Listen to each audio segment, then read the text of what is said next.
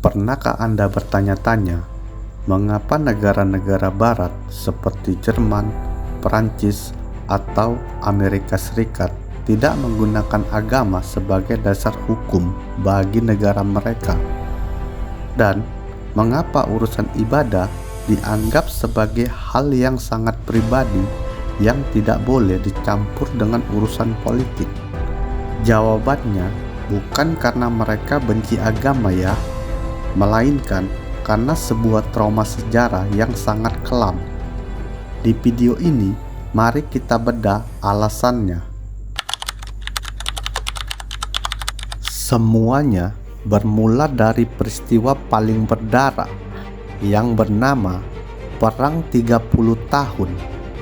Dalam konflik ini melibatkan dua penganut, yaitu Katolik dan Protestan, yang terjadi di Eropa, khususnya di wilayah Kekaisaran Romawi Suci, yang sekarang kita kenal sebagai Jerman.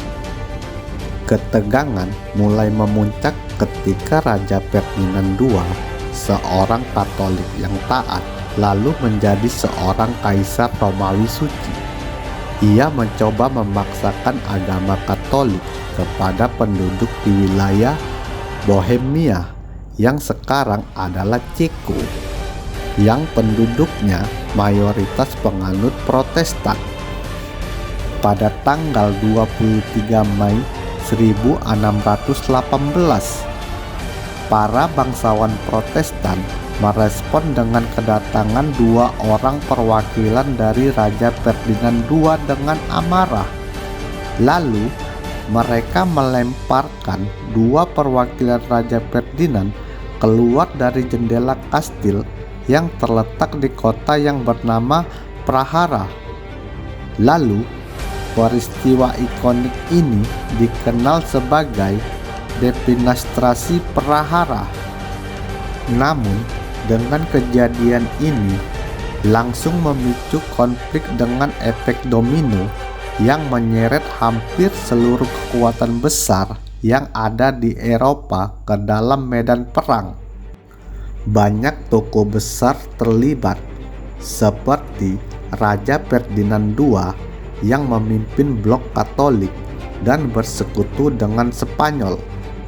Sementara itu, Raja Swedia, Belanda, dan Denmark masuk ke dalam blok Protestan.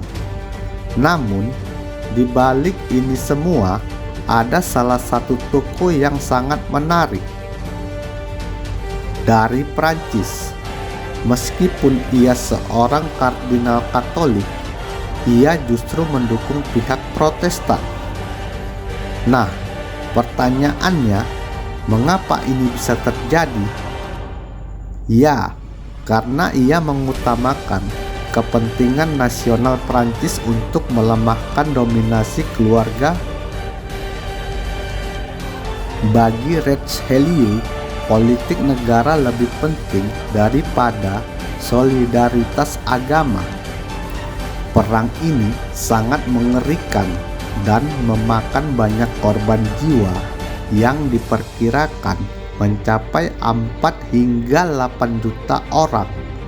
Namun, setelah 30 tahun berperang, semua pihak akhirnya sadar bahwa tidak akan ada pemenang mutlak jika agama dijadikan alat perang. Akhirnya, perang berakhir pada tahun 1648 dengan diadakan sebuah perjanjian dengan 3 poin penting. 1.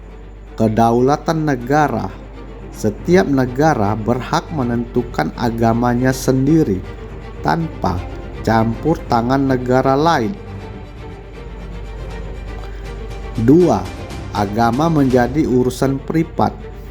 Menyadari bahwa memaksakan keyakinan hanya akan berakhir dengan kehancuran.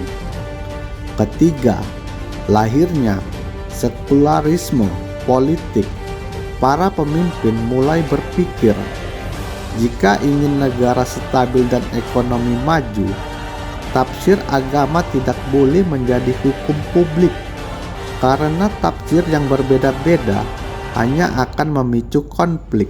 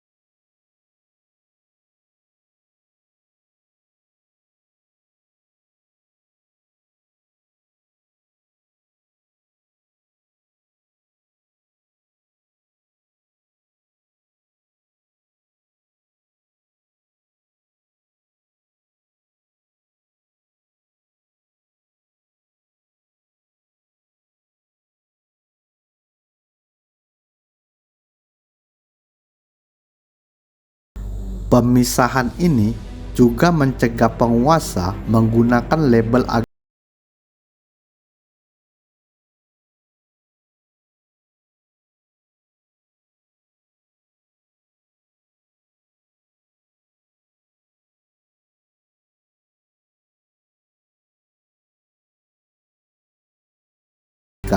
dan akal sehat, bukan dengan dalil yang tidak bisa dibantah. Bagi masyarakat Barat, hubungan manusia dengan Tuhan adalah hal yang paling suci dan sangat pribadi.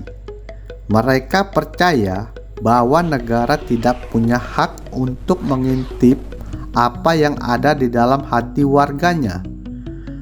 Dengan memisahkan agama ke ranah privat, mereka justru ingin melindungi kesucian agama tersebut agar tidak dipolitisasi atau dijadikan alat kampanye oleh politikus yang haus kekuasaan.